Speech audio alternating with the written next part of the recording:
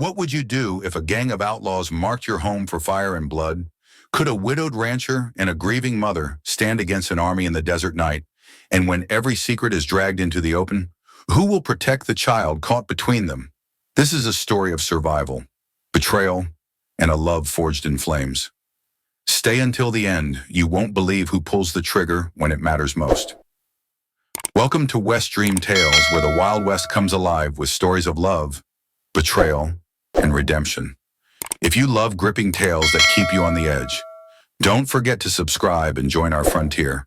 The desert night was restless, heavy with dust and the scent of fire. On the horizon, torches bobbed like a line of predators closing in. Gray Mesa Ranch stood alone, its wooden frame bracing against the storm of men. Emily Dawson's wrists were bound, rope biting into her skin as they tied her to the porch beam.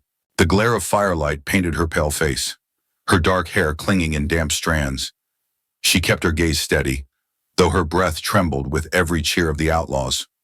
Ryder Holt stood just inside the doorway, hidden in the shadow of the cabin. His hand rested on the revolver holstered at his hip, but he did not draw. Instead, his eyes locked on Emily, catching the faint shimmer of fear and defiance in hers. Their breath seemed to cross the distance, unspoken words filling the silence. The crowd outside roared, but for a brief heartbeat, the world narrowed to two people. Her fingers brushed the porch rail as if reaching toward him, though she could not move. The leader of the Desperados, Silas Kane, swung down from his horse. His boots struck the ground with a dull thud, his voice cutting through the noise. By dawn, this land belongs to us, or it burns with you still tied to it. The men cheered, stomping their boots, rattling chains against wooden posts. Emily closed her eyes for a moment, as if bracing for the weight of his words.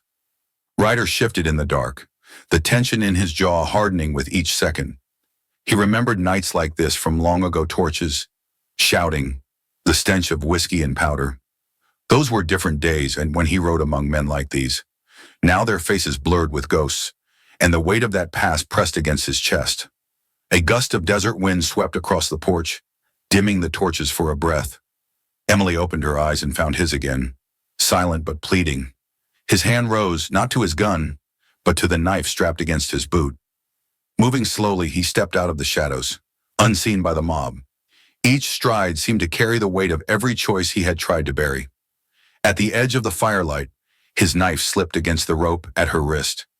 Emily gasped softly as the fiber gave way, the rope loosening just enough. Her arm brushed his hand, skin against skin, fleeting but electric. She drew in a breath sharp enough that he thought the world must have heard it. From beyond the crowd, a shot rang out louder than the shouts, sharper than the flames. The bullet struck the porch beam inches above Emily's head, splinters raining down. The mob fell silent for an instant, every gaze cutting toward the cabin. Ryder froze, his hand still against hers, the knife halfway through the rope. Emily's eyes widened, not in fear, but in recognition of something unsaid. The night had shifted. This was no simple raid, but a trap coiled tighter than it seemed. Silas Kane's voice broke the silence, low and venomous. You can hide in shadows, Holt, but shadows can burn too. He raised his hand, and the torches lifted higher, light closing around the cabin. Ryder pulled back into the dark, the knife slick with fibers. Emily's freed hand trembled at her side, her eyes never leaving his. The porch groaned beneath the boots of men drawing closer, one step at a time. Somewhere beyond the torchlight, another figure lingered on horseback. He did not cheer or shout, only watched, his face hidden under a wide brim. For reasons Ryder could not name, the sight of him chilled the air. The siege of Gray Mesa had begun, and with it, the long night where every secret would bleed. The sun was higher that morning, spilling gold over the mesas and canyons. Gray Mesa Ranch looked smaller beneath the endless sky, its fences crooked, the barn leaning. A place meant for hard work, not for war. Emily Dawson arrived with a wagon that creaked at every turn. Her boy, Ben, clutched a wooden horse, the last toy his father had carved. Dust clung to their clothes, grief heavy in the silence between them. Ryder Holt had been fixing a fence when he saw them approach. He leaned on the post, his hat shadowing a face lined with years of solitude.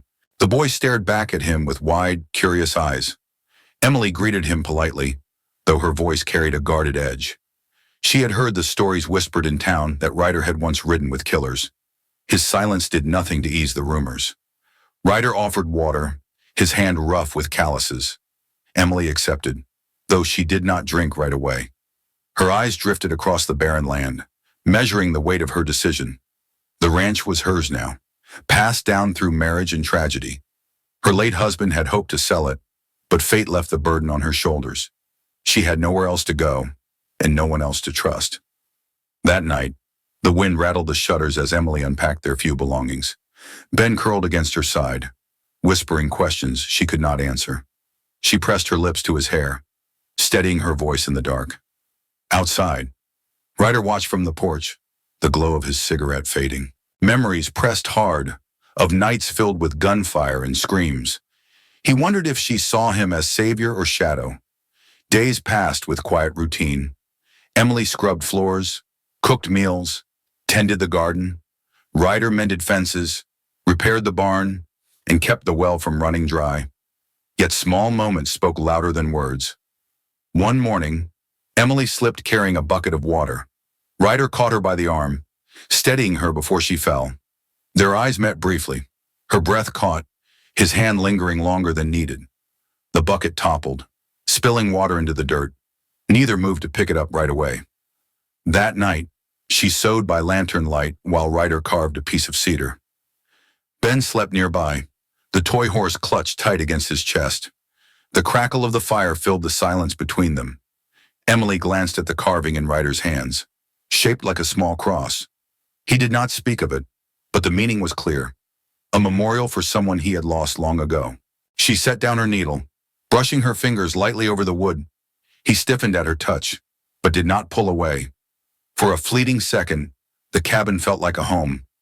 Then came the first sign of trouble. A rider appeared at dusk, leaving a dead rabbit nailed to the fence. The message was plain: someone had taken notice of Gray Mesa. Emily's face paled, but she said nothing. Ryder pulled the rabbit free, tossing it aside with cold precision. His eyes scanned the horizon, searching shadows that lingered too long. The next day, the well ran dry. A rope had been cut, the bucket stolen. Ryder muttered a curse, knowing what it meant. Emily tried to hide her fear, but Ben sensed it. He asked if the men who hurt his father were coming back. Emily only drew him close, her hand trembling against his hair. That evening, Ryder rode into town for supplies. The saloon buzzed with voices, the air thick with smoke and suspicion. Men stared as he entered, whispers chasing him like flies. At the bar, Sheriff Amos Clay greeted him with a smile too wide.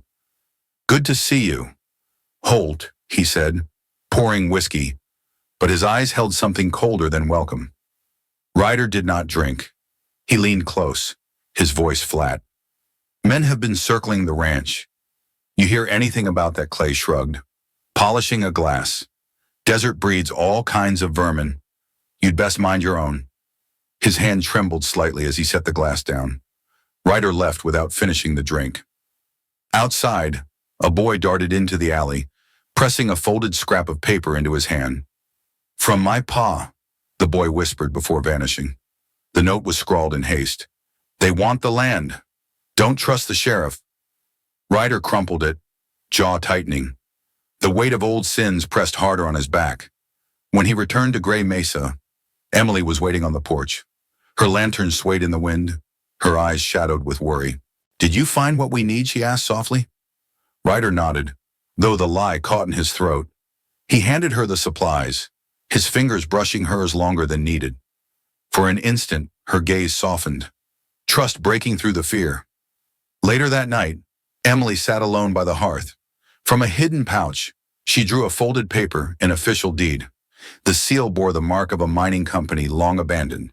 She traced the faded ink, the words granting ownership of land beyond the ranch. Beneath that soil lay something more valuable than cattle or crops. The secret her husband had died to protect. Her breath caught as she heard Ryder step inside. Quickly, she folded the paper, tucking it away beneath her skirt. When she looked up, he was watching, though he said nothing. For a moment, the fire cast their shadows together on the wall. Her hands stilled on her lap, his presence heavy in the room. Neither spoke, yet something unspoken pulsed between them. In the silence, the boy stirred in his sleep, murmuring his father's name. Emily reached for him, her hand brushing Ryder's as he did the same. Their touch lingered, fragile yet unyielding. The night deepened, but peace did not last. A low whistle echoed across the canyon, sharp and deliberate. Ryder froze, his hand moving instinctively to his revolver. Emily's lantern flickered, shadows dancing across the cabin walls. Outside, hoofbeats thudded in the distance, slow and steady. The sound carried the promise of men who would not wait much longer. The days grew harsher as summer pressed down on the desert. Cattle wandered listless near the dry creek, tongues lolling in the heat. The sky seemed to hold its breath, waiting for something to break. At dawn, Ryder found the garden trampled, tracks of horses stamped across the soil. Emily stood beside him, clutching Ben close. The boy buried his face against her dress, unwilling to look. "Testing us," Ryder muttered, kneeling to study the prints. Hooves of many, circling close, then turning away. Not a raid yet, just pressure, just a message. That evening, smoke smudged the horizon. The wind carried the scent of burning sage and mesquite. Emily's hands shook as she drew water from the half-empty barrel. Ryder took the bucket from her, steadying her arm before it spilled. Her eyes flicked to his, brief but steady. A promise passed without words and anchored in silence. By nightfall, flames rose on the far ridge. Desperados had torched the grassland, driving ash across the fields. Ben cried as sparks floated down like dying stars. Ryder pulled the boy into his arms, pressing him close until he quieted. Emily watched, lips parted as though caught off guard by the gentleness. When Ryder finally met her gaze, something raw lingered there. The next morning, the town buzzed with rumors. Men whispered of riders spotted along the river. Women locked doors earlier, shutters nailed shut. Ryder rode into town, dust trailing his horse. The saloon fell silent when he entered, the clink of glasses pausing midair. Sheriff Amos Clay leaned back in his chair, too relaxed to be natural. "More trouble at your ranch?" Clay asked, voice smooth but sharp. Ryder said nothing, sliding a coin across the bar for supplies. But Clay's smirk followed him like a shadow. On his way out, Ryder overheard voices in the alley. Two men traded coins, the sheriff's name slipping between whispers. The words burned more than the whiskey he hadn't drunk. That night, Emily set plates on the table, though no one was hungry. Her hands lingered over the knife as if weighing more than bread. Ryder noticed, but said nothing. Ben climbed onto Ryder's lap after supper, clutching his toy horse. The boy whispered, "Will they come tonight?" Ryder stroked his hair, answering only with silence. Later, when the boy slept, Emily stayed by the fire. Her voice cracked as she finally asked, "You've seen this before, haven't you?" Ryder nodded once, eyes fixed on the flames. "I rode with men like them," he admitted. His hand tightened around the edge of the chair, knuckles pale. "Once, I called them brothers." Emily flinched, but did not move away. Instead, she reached across the table, her fingers grazing his. His hand froze, then slowly turned upward to meet hers. A knock shattered the moment. Ryder rose, hand on his revolver, and opened the door to find a bundle tossed at his feet. Inside lay a bloodied hat marked with the sheriff's badge. Emily gasped, covering her mouth. Ryder lifted the hat, expression unreadable. The message was clear: the sheriff's loyalty had already been bought. That night, the Desperados circled closer. Torches bobbed through the valley like hunting lanterns. The sound of drums or perhaps boots echoed across the canyon. Ryder barred the windows, setting rifles within reach. Emily moved beside him, her face pale but her hands steady. "Show me how," she said simply. He hesitated, then placed the revolver in her palm. His hand closed over hers, guiding her aim toward the doorframe. The warmth of her skin lingered even after he stepped back. Her shot cracked the silence, splintering wood near the hinge. She blinked, startled by the recoil, but steadied quickly. Ryder allowed the faintest nod of approval. Ben stirred in his sleep, murmuring at the noise. Emily laid the revolver down, her hand trembling as she tucked the boy in. When she turned back, Ryder was watching, his eyes softer than before. The air grew heavy near midnight. Outside, voices carried on the wind taunts, curses, laughter. The Desperados were letting them know they weren't alone. Emily sank into the chair, exhaustion pulling at her shoulders. Ryder draped his coat across her, their arms brushing. She glanced up, surprised by the simple act. The silence stretched until she rose, stepping close. Her hands gripped his arms, trembling but determined. He pulled her into an embrace, holding tight against the fear. Her breath warmed his neck, her tears dampening his shirt. He pressed a kiss against her temple, lingering longer than he should. It was both a promise and a plea. Suddenly, the barn door slammed open outside. Ryder broke away, reaching for his rifle. Emily clutched Ben as hoofbeats thundered through the yard, but no attack came. Instead, a voice rose, sharp and mocking. "Sleep well, Gray Mesa. Dawn is coming." The laughter that followed carried into the night. Ryder stood at the window, jaw tight. Emily joined him, her hand brushing his on the sill. Their fingers stayed there side by side until the laughter faded into silence. When morning came, the barn was empty of feed. Sacks of grain had been stolen, leaving only hoofprints in the dust. Ryder cursed under his breath, his shoulders rigid with rage. Emily knelt to gather spilled straw, her hands shaking. Ryder knelt beside her, steadying her wrist. "Enough," he said softly, and for once, she let go. The day dragged heavy, every sound carrying weight. Ben played quietly, drawing circles in the dirt with a stick. Emily watched, her eyes hollow with sleeplessness. By dusk, the torches returned, lining the ridge like a second horizon. The Desperados had come closer than ever before, and this time, they did not ride away. Night fell heavy over Gray Mesa, the torches forming a noose of fire around the ranch.